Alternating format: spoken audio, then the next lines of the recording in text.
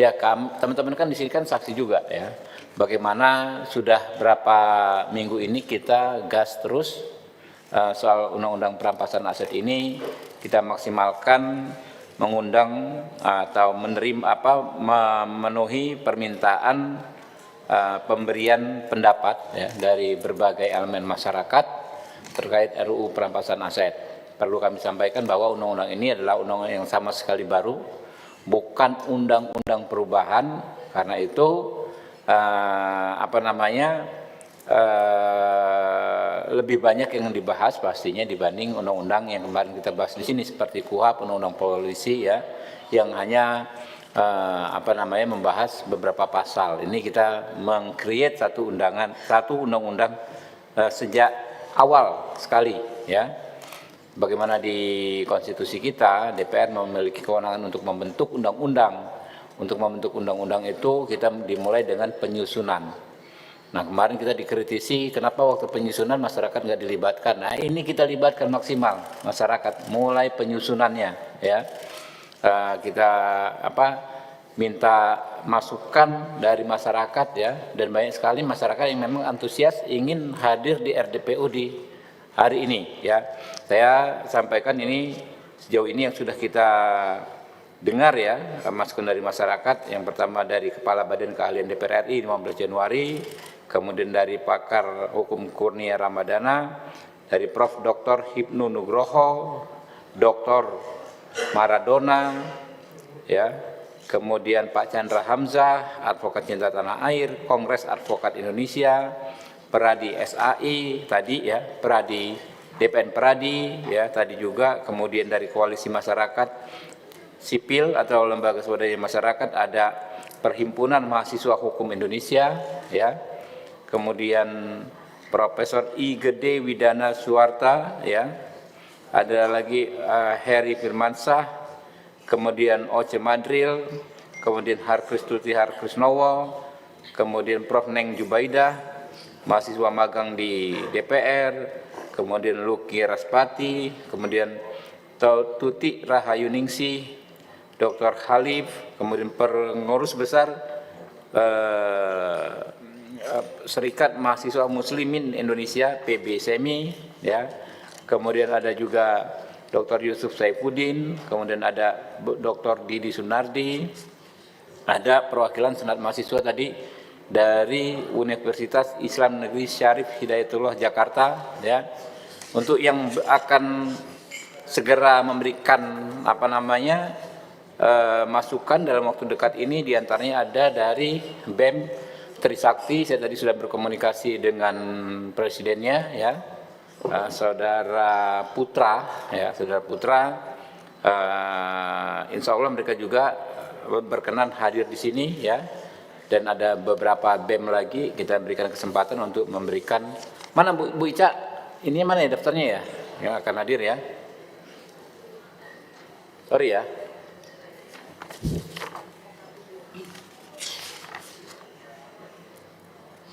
Ya, ada yang ada Ahmad Novindri Aji Sukma ya, ini pelajar atau mahasiswa postgraduate PhD di University of Cambridge Inggris, karena kita ingin melihat perbandingan dengan di negara-negara lain. Ada Profesor Dr. Dadang Heri Saputra, Rektor Universitas Banten Jaya atau di Serang. Ada Profesor Faisal Santiago, akademisi Universitas Borobudur. Ada kemudian M. Wisadilah, mahasiswa postgraduate di King's College London, United Kingdom ya. Ada juga kita undang Pak Ari Yusuf Amir ya, advokat, Pak Hotman Paris Hutapea, advokat, untuk memberikan pandangannya terkait undang-undang perampasan aset ini. Jadi kita ini gaspol terus Pak. Ini sementara belum ada kita agendakan RDPU undang-undang lain ya, selain perampasan aset ini, karena memang kita prioritas. Jadi undang-undang advokat walaupun ada dari Mahkamah Konstitusi memerintahkan kita membentuk dalam 2 tahun ya, kita belum bisa agendakan. Ada undang-undang apalagi yang di sini narkoba ya, belum ya. Ketiga, psikotropika. Ya, psikotropika ya kita full di perampasan aset ini. Mungkin itu teman-teman, dan ya ada yang disampaikan teman-teman, Pak Adan? Ada? Cukup? Ya, nanti jam besok hari Rabu sudah kita mulai gaspol lagi, Rabu, Kamis. Mungkin itu ya teman-teman ya. Iya.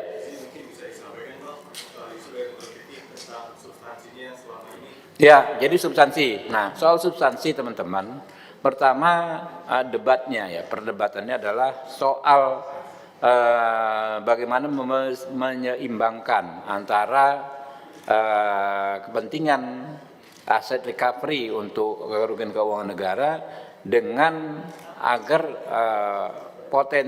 membatasi potensi abuse of power oleh para penegak hukum. Oleh aparat penegak hukum, jangan sampai terjadi abuse of power dengan mengatasnamakan undang-undang perampasan aset ini. Nah, ini yang kemarin kita masukannya banyak dari teman-teman, dan kita perlu pengayaan soal itu. Batasnya di mana yang pas gitu kan. Pasti kita berkomitmen agar sebanyak mungkin terjadi aset recovery ya, tapi di sisi lain jangan sampai orang yang nggak bersalah terkriminalisasi oleh aparat penegak hukum yang tidak bersih. Nah, itu satu. Yang kedua, banyaknya masukan soal perlunya lembaga khusus yang menangani soal pengelolaan aset ini yang hasil disita ini. Karena kalau hanya kejaksaan, jadi kejaksaan itu kan tugasnya menyelidiki, menuntut dan lain sebagainya, dia tidak ada rekam jejak soal mengelola ini, aset ini gimana. Nanti ada masukan juga. Terus nomenklatur juga, apakah kita akan mengikuti apa yang tercantum dalam UNCAC namanya asset recovery. Kalau pakai diterjemahkan, asset recovery itu kan pemulihan aset, ya. Apakah kita akan pakai perampasan aset? Saya pernah bertanya di salah satu hal ini, dari mana awalnya muncul istilah perampasan aset tersebut. Ternyata menurut Pak Yusuf Saifuddin dari Universitas Muhammadiyah Purwokerto, sebetulnya kalau ingin membuat undang-undang yang secara komprehensif membahas pemulihan kerugian itu penyelidikan, kemudian namanya pemeriksaan, penuntutan dan lain sebagainya, hukum acaranya itu namanya asset recovery. Di ujungnya baru namanya perampasan aset. Yang di ujung pelaksanaannya adalah perampasan aset. Kan undang-undang ini kan mengatur semua nih. Mulai dari misalnya diterimanya informasi adanya kejanggalan atau apa segala macam, akhirnya di ujungnya perampasan aset. Jadi kalau kita ingin yang lengkap, sarannya adalah aset recovery, pemulihan aset. Tetapi ini kan belum diputus, Pak, ya kan?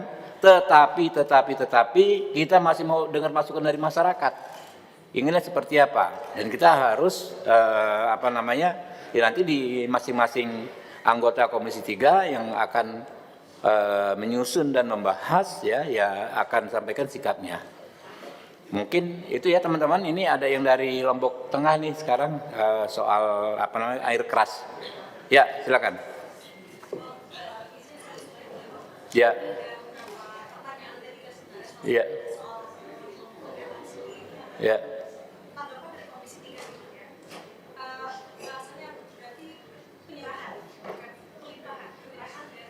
Apa gitu?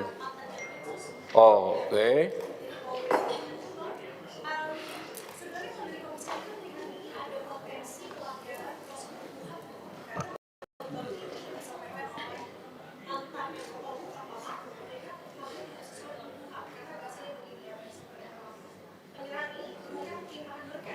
Ya. Ya.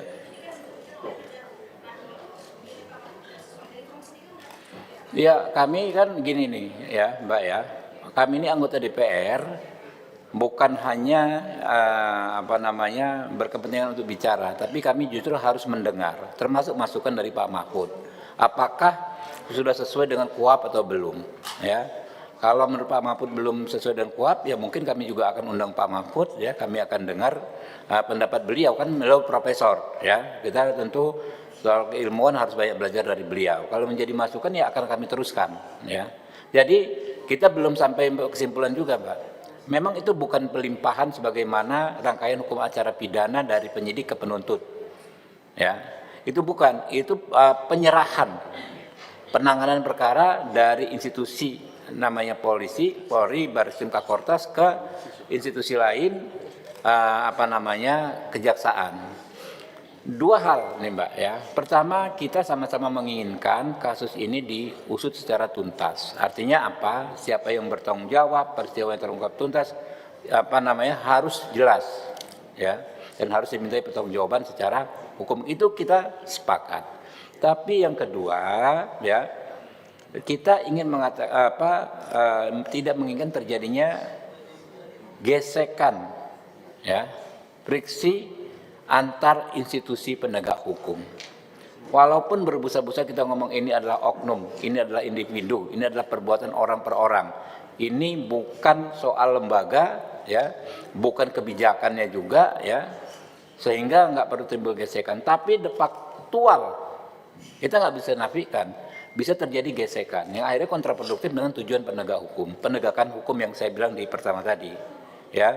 Jadi kita menegakkan hukum itu ya juga ya harus dilihat sisi terbaik yang mana, yang paling bijak yang mana. Nah, saya wanti-wanti ke Pak PLT Jampitsus Pak Rudi Margono, saya bilang ini kan menjadi tantangan ya kan. Oke, kita menghindari gesekan, tapi menjadi tantangan bagi teman-teman yang sekarang menyidik perkara ini. Di mana independensinya? Ya kan ya. Saya katakan pertama, kalau bisa tim yang akan menyidik khusus ini jangan sampai terafiliasi secara langsung dengan Jampitsus yang lama. Saya bilang begitu. Kan di sana kan ada Jamwas, ada yang lainnya kan ada Jamintol dan lain sebagainya. Dari tim-tim dari situ mungkin bisa dibuat tim baru ya kan ya, yang kan kita nggak tahu nih di Pak PLT Jampitsus yang lama ini siapa saja yang terlibat ya kan ya, yang steril gitu kan, tim baru. Dan saya rasa kejaksaan kan sudah ada beberapa kali ya melakukan pembersihan oknum-oknum jaksa yang nakal di sini, ya kan? Sudah ada presidennya, jaksa nangkap jaksa, jaksa periksa jaksa dan lain sebagainya, nggak ada masalah gitu loh. Jadi itu ya, kita soal melanggar nggak melanggar KUHP kita tunggu masukan ya dari teman-teman Pak Mahfud. Tapi ada sisi-sisi yang saya sampaikan tadi, ya, sisi-sisi bahwa kita menghindari gesekan antar lembaga. Ini nggak ada di KUHP, tapi ini adalah masalah real yang harus kita pecahkan saat ini. Ya makanya kemarin kami Komisi 3 berinisiatif. Saya ikut hadir ke Kejaksaan Agung dan teman-teman ini semua ya, ada Gus Abdul ya, Pak Bimantoro, kemarin ada teman-teman semua. Kita istilahnya membridging. Karena kalau kita paksakan ya kan ya, timbul konflik antar institusi, yang rugi kita semua juga. Kita kemarin mohon maaf ya, waktu kita pertemukan aja wajahnya tegang-tegang semua gitu kan, yang Pak polisi tegang, yang Pak jaksa tegang gitu kan ya. Itu kita cobain, ya udah kita kan harus mengambil keputusan, namanya ada masalah begini harus diselesaikan ya, kita cari solusi yang terbaiknya ya. Kita sayang dengan institusinya ya, kita hormati institusinya gitu kan, jangan sampai institusinya yang jadi rusak gara-gara persoalan seperti ini. Oke? Lagi? Dari awal masih di Polri itu kan sepertinya ex-Jampitsus ini belum pernah diperiksa, mungkin dari Komisi 3. Insya Allah ya, jadi gini, nah itu dia, maka ini itu masukan juga dari NT ya kan teman-teman, ini anggota panja semua ya, Pak Abduh ya kan. Nah nanti apa masukannya yang harus kami lakukan? Yang pertama kami ingin mengatakan bahwa satu, kami akan cek tadi apakah sudah dicekal atau belum ya. Kemudian penggeledahan dan lain sebagainya seperti apa ya. Kita akan cek bersama ya. Ini kan panja baru 1 hari ini pertama kerja Panja yang di DPR kan baru satu hari. Kami menerima masukan dari masyarakat apa saja, ya. Kita akan selamatkan institusi kejaksaan, kita jaga institusi kejaksaan jangan sampai jadi rusak, ya. Tapi kita ingin hukum ditegakkan, oke? Kita nggak tahu, maka yang sudah ditahan atau belum, ya. Karena dari pagi kami rapat, ya. Nanti habis ini kami koordinasi, ya. Kami akan cek ditahan atau belum, ya. Kalau belum ditahan kan tentu kan dalam kasus tipikor, ya, memang penahanan sangat urgent, oke? Yes.